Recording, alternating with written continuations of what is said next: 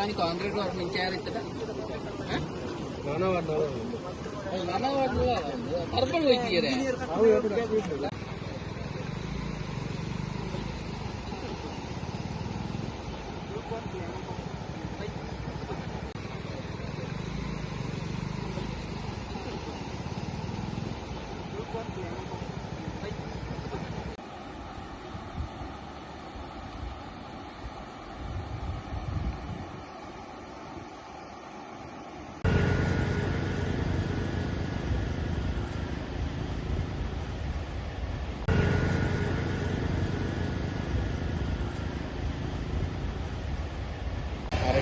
ನಾನು ಮಹೇಶ್ ಅಂತ ನಾನು ಇರುವಂಥದ್ದು ಈ ಹೆಗ್ಗಡ್ಕ ಸೇತುವೆಯ ಮೇಲೆ ನಿಂತಿದ್ದೇನೆ.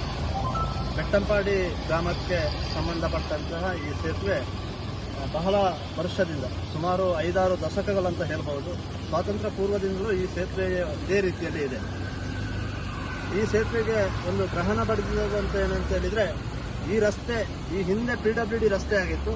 ಯಾವಾಗ ಅಂತ್ಯಾರಿನಿಂದ ಬೆಟ್ಟಂಪಾಡಿಗೆ ಸಂಪರ್ಕ ರಸ್ತೆ ಆಯಿತು, ಆನಂತರ ಇದು ಜಿಲ್ಲಾ ಪಂಚಾಯತಿಗೆ ಮತ್ತೆ ಕೆಳಗಿನ ಹಂತಕ್ಕೆ ಬಂತು.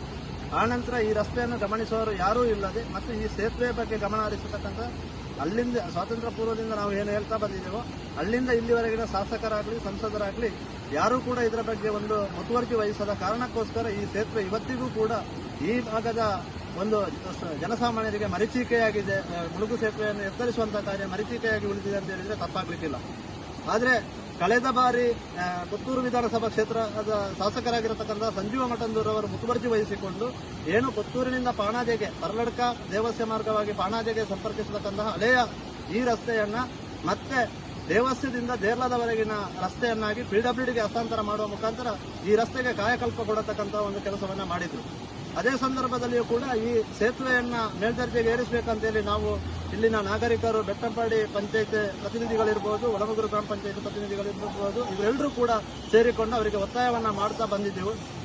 ಆದರೆ ಕಳೆದ ಬಾರಿಯ ವಿಧಾನಸಭಾ ಕ್ಷೇತ್ರ ಚುನಾವಣೆಯಲ್ಲಿ ಅನಿವಾರ್ಯವಾಗಿ ಅವರಿಗೆ ಸೀಟು ಕೈತಪ್ಪಿ ಹೋದ ನಂತರ ಅಶೋಕ್ ಕುಮಾರ್ ರೈ ಅವರು ಈ ಭಾಗದ ಶಾಸಕರಾದರು.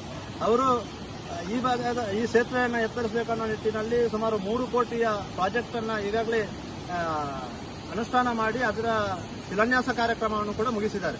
ಆದರೆ ಸುಮಾರು 35 ವರ್ಷಗಳಿಂದ ಈ ಭಾಗದ ಜನರು ಪಡತಕ್ಕಂತಹ ಒಂದು ಕಷ್ಟ ಏನಂತ ಹೇಳಿದ್ರೆ, ತುಂಬಾ ಈ ಸಾಜ ಇರಬಹುದು, ಪುಳೇರಿಕಟ್ಟೆ, ಬೆಟ್ಟಂಪಾಡಿ ಗ್ರಾಮದ ಗುಮ್ಮಟಗದ್ದೆ, ಚೆಲ್ಲೆಡ್ಕ ಮತ್ತು ಒಳಮುಗುರು ಗ್ರಾಮದ ಅಜ್ಜಿಕಲ್ಲು, ಬೈರೋಡಿ, ಕಾಪಿಕಾಡು, ಆರ್ಯಾಪ ಗ್ರಾಮದ ಒಳತಡಕ ಪ್ರದೇಶದ ಭಾಗಕ್ಕೆ ಇಲ್ಲಿಂದ ಬಸ್ ಸಂಚಾರ ಆದರೆ ಮಾತ್ರ ಅಲ್ಲಿನ ನಾಗರಿಕರಿಗೆ ಪ್ರಯೋಜನ ಆಗುವಂಥದ್ದು.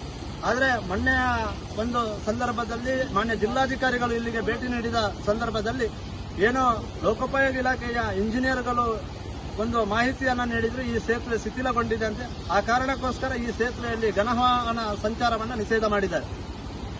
ಆ ಘನವಾಹನ ಸಂಚಾರ ನಿಷೇಧದಿಂದ ಬಸ್ ಸಂಚಾರವಿಲ್ಲದೆ ಈಗ ಈ ಭಾಗದ ಜನರು ತುಂಬಾ ಕಷ್ಟಪಡ್ತಾ ಇದ್ದಾರೆ.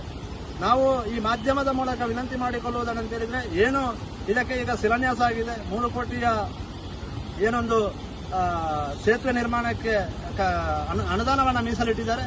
ತಕ್ಷಣಕ್ಕೆ ಈ ಮಳೆಗಾಲ ಮುಗ್ದ ತಕ್ಷಣ ಈ ಸೇತುವೆಯನ್ನು ಎತ್ತರಿಸುವಂತಹ ಕಾರ್ಯ ಆಗಬೇಕು. ಆ ಮುಖಾಂತರ ಹಲವಾರು ದಶಕಗಳ ಸುಮಾರು 5-6 ದಶಕಗಳ ಕಾಲದ ಬೇಡಿಕೆ ತಕ್ಷಣಕ್ಕೆ ಈಡೇರಬೇಕಂತ ಹೇಳಿ ಎಲ್ಲ ಜನಪ್ರತಿನಿಧಿಗಳ ನಾವು ಈ ಮೂಲಕ ಮಾಧ್ಯಮದ ಮೂಲಕ ಒತ್ತಾಯ ಮಾಡ್ತಾ ಇದ್ದೇವೆ.